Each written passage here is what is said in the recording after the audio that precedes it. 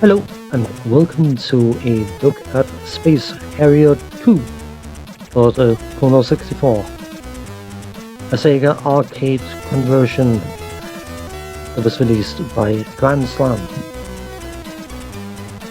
If you think that this is the sequel to the game Space Harrier, you can award yourself 5 points or go out and buy yourself a celebratory ice cream if you so desire.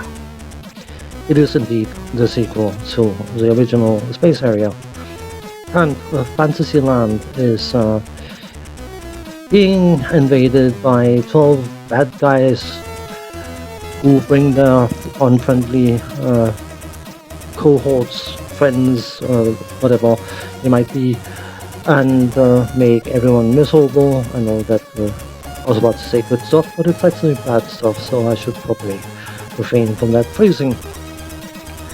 Yet again, Space Harrier, the dude from the first game, has been called in to get rid of those unpleasantries, and yet again he will fly through 12 levels, fighting over various different enemies and then facing the end of level boss that he will have to fight off as well, and then proceed to the next level and rinse and repeat.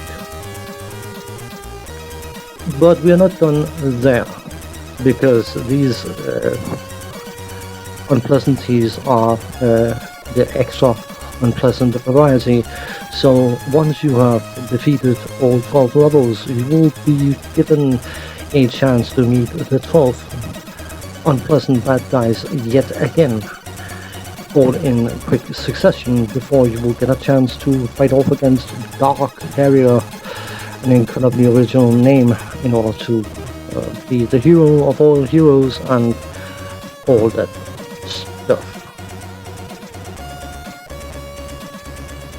If there's a sort of half dismissive, half sarcastic undertone in my voice, it is not by mistake. This being a sequel, obviously you can't help but look at the original game, and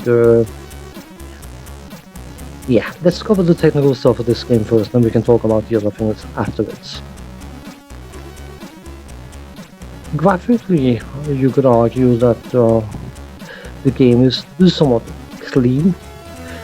The different elements of the graphical side of things look fairly crisp, and I believe that some of the obstacles that you're trying to avoid look a bit like they're made out of something soft and fluffy.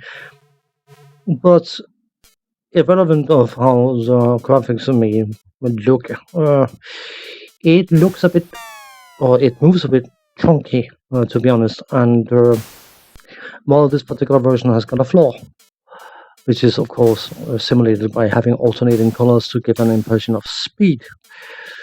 Specifically on the first level, that change between the two bluish colors threatened to give me a headache, in all honesty. Some of the enemies look okay, some of the enemies look stupid, that's the only word for it. And yeah, I will say the graphical side is so-so at best. From a sound point of view, the sound effects are incredibly bland. It doesn't feel particularly action-orientated when you shoot your gun, and hitting stuff doesn't sound particularly satisfying, and yeah, it sounds like someone popping a paper bag or something. I don't know. It's not particularly impressive, if you ask for my opinion, and if you're watching this video, you probably want my opinion, and my opinion has just been given. The music is not bad at all. I have no knowledge of the arcade original, unless it's featured in one of the Yakuza games. It might be, because I mentioned in the first Space Harrier video I did that my interest in Space Harrier is equal to 0, So Space Harrier 2 would have been given the same treatment. So in that regard, I have no idea whether the music is related to the arcade original, but the music in and by itself is perfectly fine. Somewhat enjoyable to a certain point, but I can't help but feel that it just doesn't belong to this game. It's gentle and it doesn't trigger my adrenaline. It may have a different effect on someone else, but yeah. The controls are what they need to be. You move your character around using the joystick, and then you hit the fire button to shoot. And of course, you have the option to have an auto fire on in the game menu. But what is the point of playing a shooting game if you don't actually do the shooting? Maybe I'm misunderstanding something, but I've never really understood why people would use auto fires and things like that. I suppose we can't all be button masher masters. The gameplay is more of the same from the first game, except for the fact that because of the technical side of things, it is incredibly dull and boring. And imagining having to go through 12 levels of this kind of gameplay, I suppose if you enjoy this kind of gameplay, you might get something out of this particular title, but as I also mentioned, covering Space Harrier, I have little interest in action at this simple level, and the Space Harrier 2 offering more of the same at a lower quality. Yeah, for me, it is a complete write-off.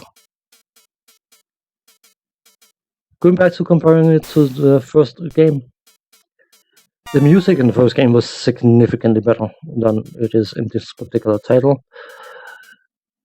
The graphical movement was significantly more smooth, and the flow in general was significantly better, and it felt appropriate for the game, whereas this particular version feels like it's trying too hard to do too many things and not really doing any of it particularly well. It saddens me to say that I personally find that even Elite's release of the original Space Harrier, despite the fact that it had its shortcomings and flaws and cut content and all that good stuff that Elite was famous for doing, I still think that it is superior to the sequel released by Grandslam.